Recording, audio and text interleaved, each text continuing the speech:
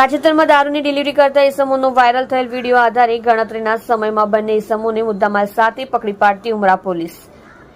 Commissioner Shri સાહેબ Shri Surat શહેરનાઓએ prohibition drive રાખવા અંગે સૂચના કરેલ હોય, જે અંતર્ગત સંયુક્ત પોલીસ કમિશનર શ્રી સેક્ટર 2 સાહેબ શ્રી તથા નાયબ પોલીસ કમિશનર શ્રી ઝોન 4 સાહેબ શ્રી તથા મદદનીશ પોલીસ કમિશનર જી ડિવિઝન સાહેબ શ્રી નાઓએ પ્રોહિબિશનને લગતી પ્રવૃત્તિ પર અંકુશ લાવવા સારું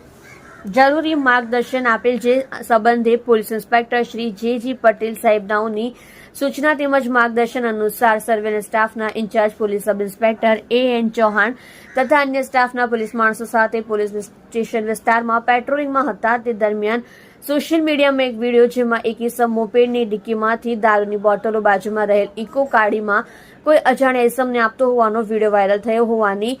માહિતી મળતા વિડીયો અંગે તપાસ કરી ખાનગી બાતમીદારો મારફતે તાત્કાલિક આરોપીઓ અંગે માહિતી મેળવી બાતમીદાર મારફતે જાણવા મળેલ કે બંને ઇસમો હાલ આદર્શ પછાત વર્ગ સોસાયટીમાં ઉભેલ હોવાની માહિતી મળતા તુરંત જગ્યા પર જઈ તપાસ કરતા વિડીયોમાં દેખાતા ઇસમો ઉભેલ હોય, જેથી તેઓને પકડી પાડી ભારતીય બનાવટનો ઇંગ્લિશ દારૂનો જથ્થો કબજે કરી બંને ઇસમો વિરુદ્ધમાં કાયદેસરની કાર્યવાહી કરેલ છે. જેમાં વાયરલ થયેલ વિડીયોમાં દેખાતા બે ઇસમો કપિલ જેઠાલાલ પટેલ રહેઠાણ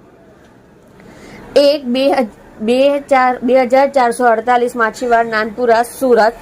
શહેર, મોહિત મહેશભાઈ પટેલ રહેઠાણ આદર્શ પછાત વર્ગ સોસાયટી ઘોડદર રોડ સુરત શહેરને પકડી પાડી કાયદેસરની કાર્યવાહી કરવામાં આવેલ છે.